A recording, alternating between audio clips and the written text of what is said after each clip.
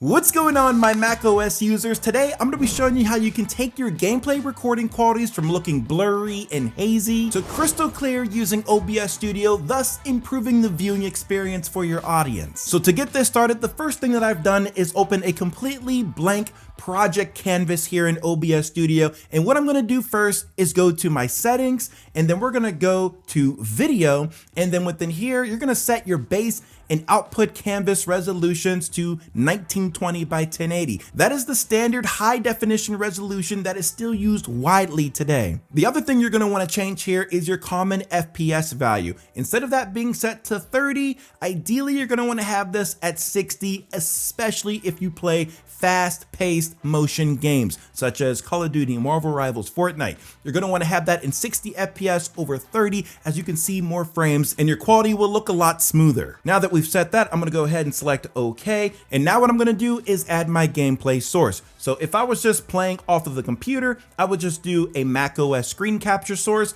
but in my case I am using a capture card, so I'm going to select this source right here. And when I do that, we can name it whatever we like. Then select the device drop down and choose your capture card. In my case, it's the AverMedia Live Gamer Ultra S. So I'm going to go ahead and select that. And then for the input format, I'm going to adjust this, and I know there's a whole bunch of options for this particular capture card, but I'm going to look for the 1920 by 1080 option in V12 format, which I see right here. Once I select the input format, we can take a look at the frame rate section. We can keep it at simple FPS values, and then for that value, we want to set it to 60. So that way our capture card source matches up with the canvas that we've set in OBS. Once that's done, just go ahead and select OK. The other thing we're going to want to do real quick, just because we're using a capture card on a Mac, is go back to our sources and add an audio input capture source. And then for the device dropdown, we're going to find the capture card source.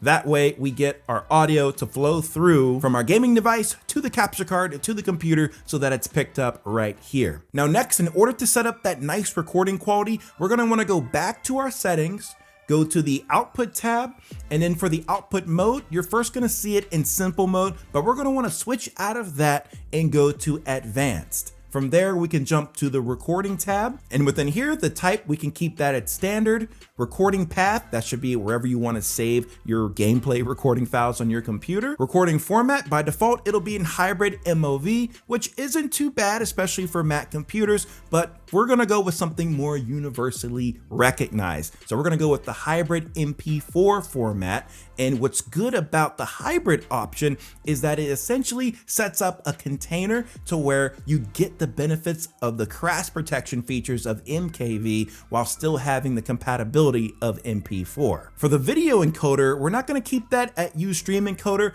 but we're going to want to set this to Apple VTHEVC hardware encoder.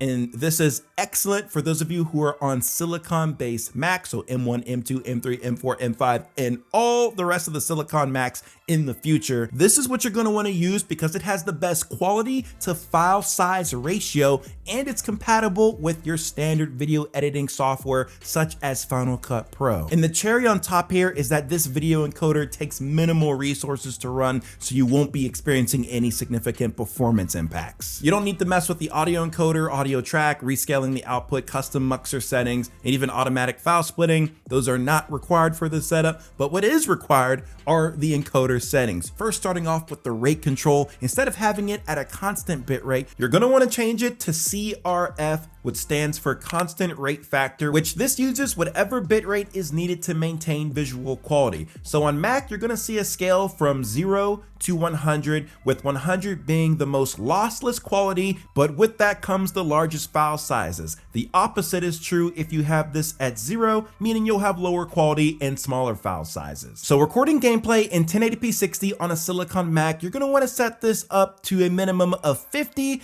and as high as 60 if you are being file size cognizant. If space is not an issue on your computer, then I would set this as high as 70 to 80 to have the best quality possible. No need to limit the bitrate. Keyframe interval, you'll want to set that to 2. Profile, you want to have that at main or high if you have that as an option, and uncheck use B-frame so that you can better maintain the image quality during fast-paced gaming moments. Go ahead and select OK, and now let's give these settings a little bit of a test. Now I see that. That did the trick. Feel the wrath of the goddess! Public humiliation. Armed and dangerous! Perfect. You'll have to keep fighting until we have a winner.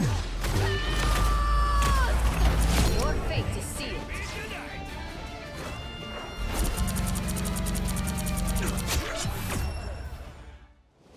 Alright, so what did you guys think of the gameplay recording quality? Let me know in the comment section below. If you're curious on the exact configuration that I was using to do my recordings, I am using an M1 Max MacBook Pro. I've been using it for the past few years now, and it has been an absolute powerhouse. I'm not even considering updating to a newer Silicon Mac because what's the frickin' point? This thing just continues to rip. Also, I wanted to share that I just partnered with a new affiliate by the name of MacPaul, and they have an excellent service called Clean My Mac. I've been using it myself personally ever since I've owned a Mac to help manage my space and even look for viruses, malware. It really does a good job of monitoring the overall health of your Mac computer. If you guys would like to check it out, I put my affiliate link in the description below. But anyways, thank you guys for staying to the very end. Like, subscribe to the channel if you're new around here. I'll see you on the next one.